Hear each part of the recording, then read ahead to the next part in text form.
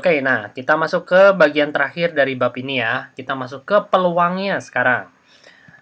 Peluang udah pernah belajar di SMP. Peluang merupakan suatu konsep matematika yang digunakan untuk melihat kemungkinan terjadinya suatu kejadian. Ya, contohnya misalnya peluang besok hujan berapa, atau peluang seseorang terkena COVID-19 berapa, ya itu namanya peluang. Notasi peluang suatu kejadian A adalah P dalam kurung A. Rumusnya NA per NS. Apa itu NA? Apa itu NS? NA itu adalah banyaknya titik sampel kejadian A yang diinginkan atau yang ditanyakan di soal. NS adalah banyaknya ruang sampel kejadian yang mungkin terjadi, ya. Contoh paling gampangnya, tentukan peluang diperoleh angka 3 atau 5 pada pelemparan sebuah dadu. Kita tahu sebuah dadu kalau dilempar mungkin muncul angkanya 1, 2, 3, 4, 5, 6 ya. Kalau yang diminta adalah angka 3 atau 5, itu berarti peluang 3 atau 5-nya adalah 2 per 6. Yang diminta ada 2 angka, titik sampelnya ada 2 angka, ruang sampelnya ada 6 ya, 1, 2, 3, 4, 5, 6. Nah ini nggak akan saya bahas lagi karena udah di SMP. Pelemparan 2 buah dadu juga sama, udah pernah di SMP. Itu misalnya pada pelemparan 2 buah dadu, tentukan peluang diperoleh mata dadu berjumlah 10 atau 12. Nah biasanya kalian bikin tabel kan ya. Kita coba lebih cepat lagi. Yang berjumlah 10 kalau kita urutin cuma ada angka 4 dan 6, 6 dan 4, 5 dan 5, jumlahnya 10. Yang jumlahnya 12 cuma ada 6 dan 6. Sehingga jumlah 12 atau 10 ada 1, 2, 3, 4, 4 per 36 ya. Kita tahu ruang sampel untuk 2 buah dadu adalah 36 buah. Jadi 4 per 36 disederhanakan jadinya 1/9. Nah ini yang di SMP. Yang di SMA gimana? Contoh, dari sebuah kantong yang berisi 5 bola merah, 3 bola biru, dan 2 bola ungu. Jadi kita punya 8-10 bola ya totalnya di dalam sebuah kantong. Mata kalian ditutup pakai kain, kemudian kalian diminta mengambil 3 buah bola sekaligus ya. Tentukan peluang diperoleh ketiga bola berbeda warna. Jadi kita dapat peluangnya berapa nih kalau kita pengen dapat beda warna ya. Kita analisa dulu. Jumlah seluruh bola ada 10, diambil 3 dan harus beda warna. Kalau kita disuruh ambil 3 dan dia harus beda warna semua, berarti kita harus dapat 1 merah, 1 biru, dan 1 ungu. Betul ya? Oke. Nah, jadi dari 5 bola merah yang ada di dalam kantong, kita harus ambil 1. Dari 3 bola biru, kita harus ambil 1. Dari 2 bola ungu, kita harus ambil 1 juga. Sehingga banyak cara mengambil beda warna adalah 5C1. Kita tahu kemarin kalau cuma ngambil doang, berarti urutan tidak diperhatikan. Kita pakai kombinasi ya. Untuk yang merah, 5C1. Untuk yang biru, 3C1. Dari 3 diambil 1. Untuk yang ungu, 2C1. Dari 2 diambil 1. Nah, ini kita kaliin semua. Kemudian kita masukin rumusnya. Ya. Kalau kalian masukin rumus, nanti 5C1 itu hasilnya 5. 3C1 hasilnya 3. 2C1 hasilnya 2. Ya, rumusnya ada di video yang sebelumnya.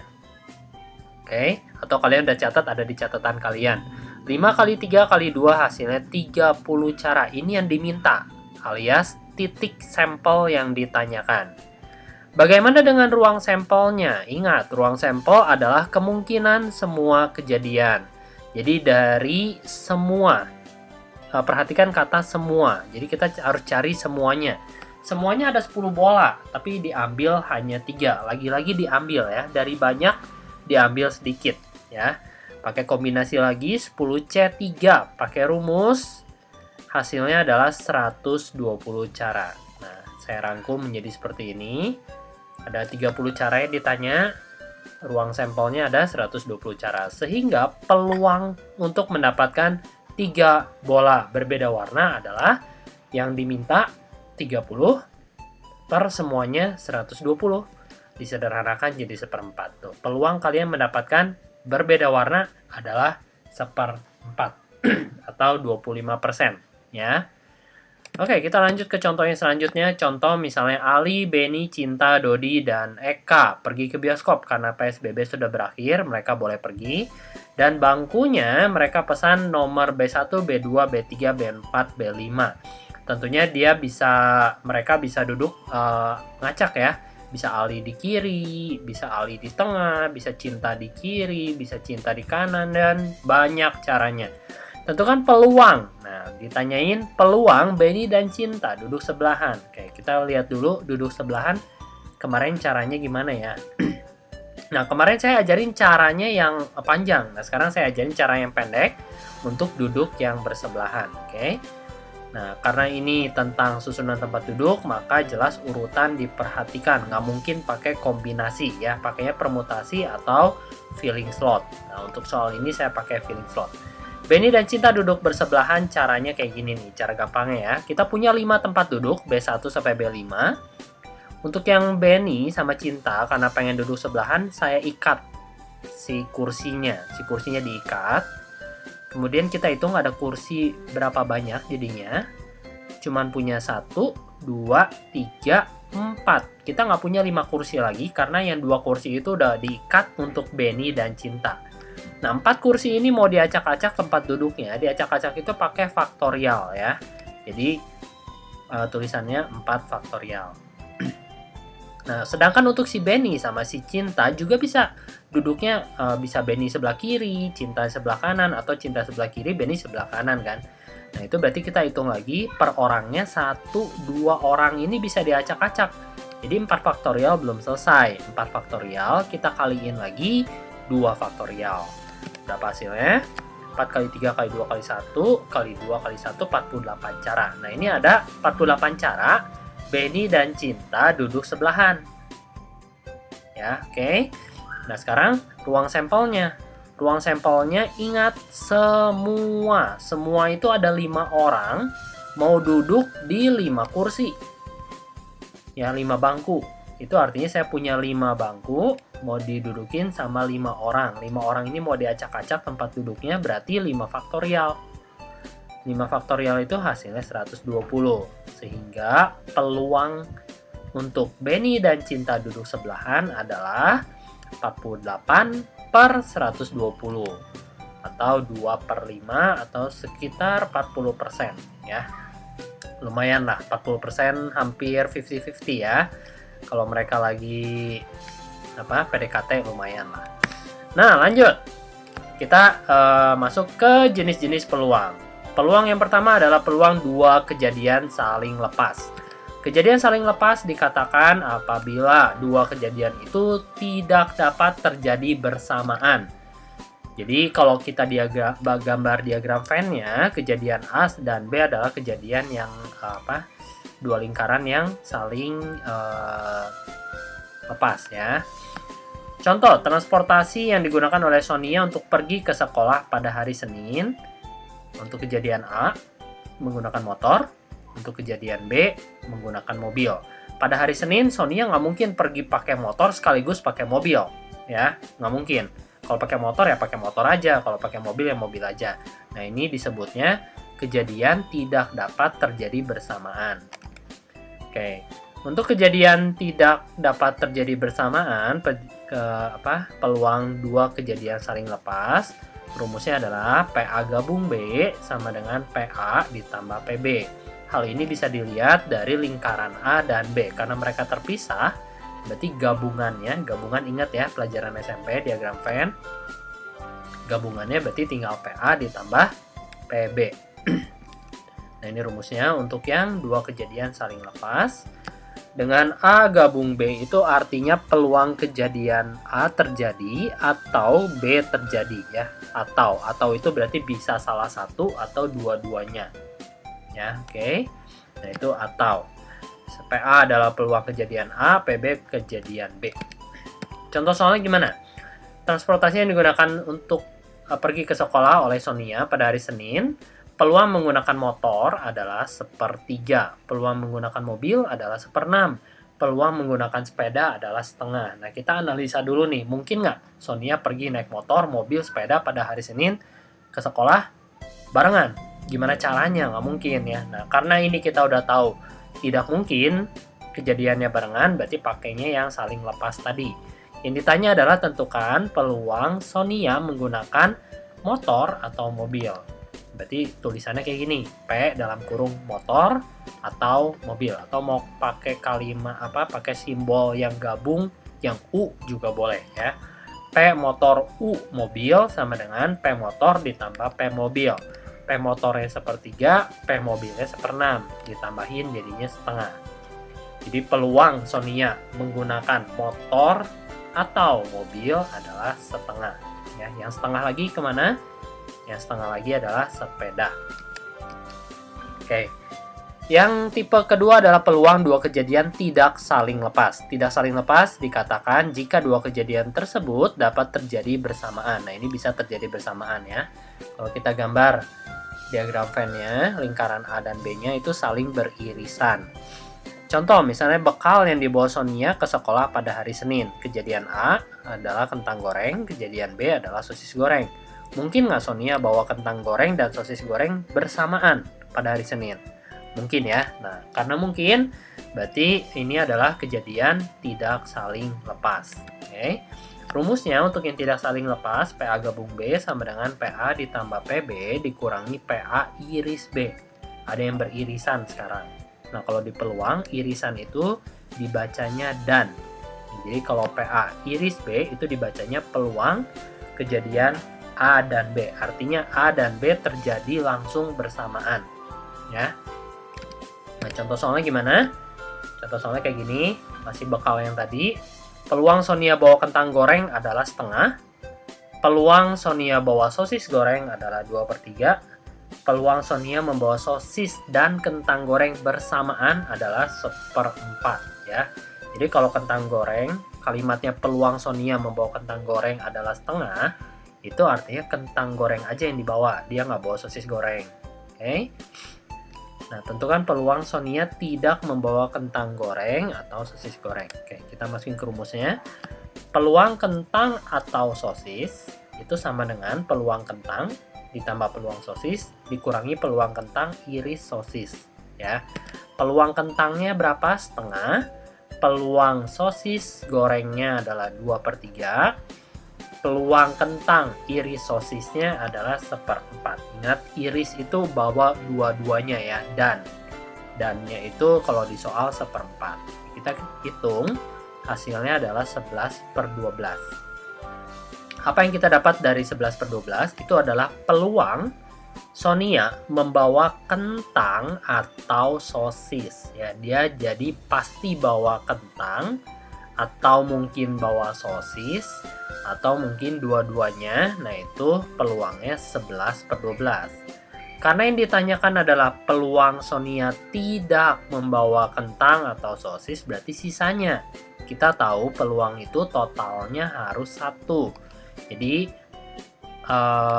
peluang Sonia tidak membawa kentang ataupun sosis adalah 1 dikurang 11/12. Jadi hasilnya 1/12. Gitu ya.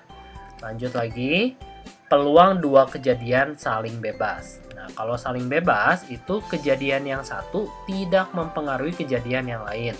Masih beririsan sih, tapi ada syaratnya nanti ya. Contoh, bekal yang dibawa Sonia oleh Sonia ke sekolah pada hari Senin dan Selasa. Nah, sekarang dibedain harinya, ada hari Senin dan hari Selasa. Kejadian A, kentang goreng pada hari Senin. Kejadian B, sosis goreng pada hari Selasa. Apakah mungkin kejadian pada hari Senin dia bawa kentang goreng itu mempengaruhi dia membawa sosis goreng pada hari Selasa?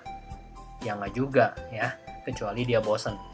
Nah, jadi syarat terjadi dua kejadian saling bebas adalah PA iris B sama dengan PA dikali PB. Ini syaratnya. Jadi nanti kita harus cek syaratnya memenuhi atau enggak. Contoh, peluang yang dibawa oleh Sonia bekal yang dibawa oleh Sonia ke sekolah pada hari Senin dan Selasa. Pada hari Senin, peluang Sonia bawa kentang goreng adalah setengah. Pada hari Selasa, Sonia bawa kentang goreng adalah 1/3. peluang Sonia membawa kentang goreng pada hari Senin atau, kalimatnya atau ya, atau itu berarti gabung. Selasa adalah 2/3, tentukan apakah kejadian ini adalah saling bebas, tidak saling lepas, atau saling lepas. Oke, kita analisa dulu. Yang pertama kita harus pakai rumus umumnya. Rumus umum itu yang ini, yang ada irisan, yang ada gabungan ya. Kita masukin angkanya. Peluang Senin atau Selasa bawa kentang dari soal kita dapat 2/3 atau ya, gabung itu atau, jadi 2/3. Yang Senin kentang gorengnya setengah, yang Selasa kentang gorengnya 1/3. Rumusnya itu dikurangi peluang Senin iris Selasa. Jadi nanti kita dapat peluang Senin iris Selasanya pakai aljabar. Dapatnya hasilnya 1/6. Peluang Senin iris Selasa ya. Ada beririsan. Kita lihat lagi ke belakang. Kalau ada beririsan itu tidak mungkin dua kejadian saling lepas. Kamu lihat gambar, dua kejadian saling lepas itu tidak mempunyai irisan. Jadi nggak mungkin ya. Itu udah nggak mungkin, tinggal kita cek yang saling bebas atau tidak saling lepas. Oke. Nah, tadi kita dapat ini 1/6, dan karena diperoleh peluang beririsan maka tidak mungkin saling lepas.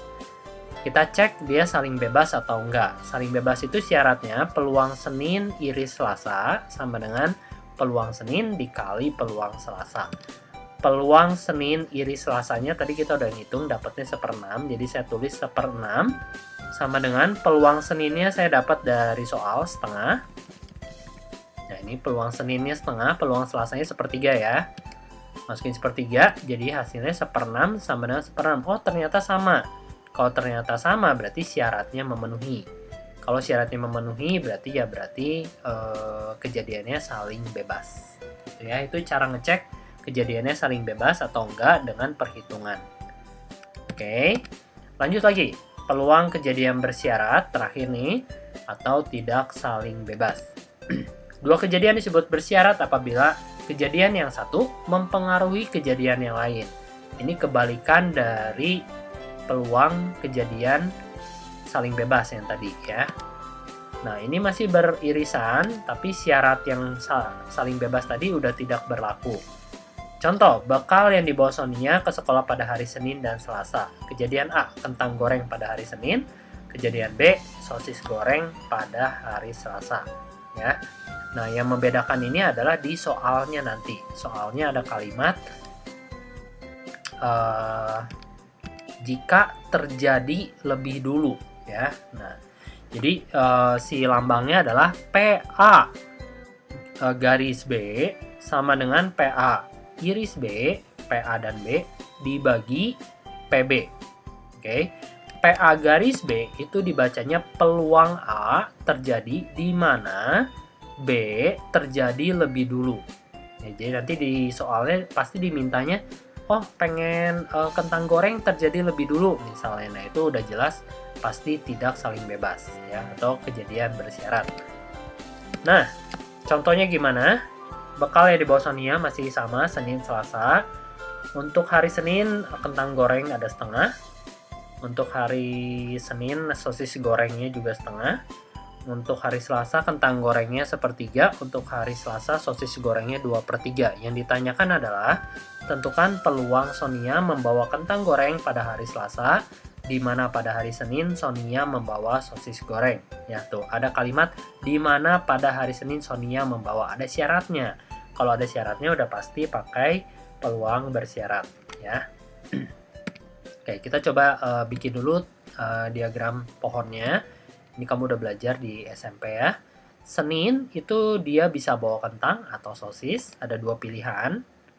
Ya, untuk kentang itu peluangnya setengah, untuk sosis peluangnya setengah. Saya tulis setengah-setengah.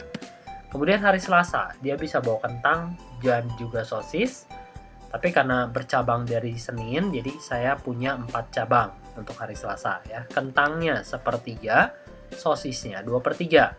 Kentangnya 1/3, sosisnya 2/3. Jadi saya tulis seperti ini. Artinya dia bakal bawa kentang hari Senin dan kentang hari Selasa itu setengah dikali sepertiga, karena jalurnya yang setengah kali sepertiga, jadi seperenam. Untuk hari Senin kentang, hari Selasa sosis, itu berarti setengah kali 2/3, sepertiga, dan seterusnya. Sosis kentang, seperenam, sosis sepertiga.